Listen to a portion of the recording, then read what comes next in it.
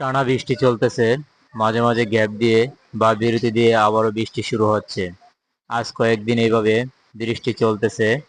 এই বৃষ্টিতে ভোলা জেলার আশেপাশে আনাচে কানাচে অনেক বাড়িঘর এবং বিল, খাল বিল তলিয়ে রয়েছে। মানুষ ঘর থেকে বের হতে পারতেছে না। এই বৃষ্টির ভিতরে অনেক কষ্ট করে আমি বের হলাম।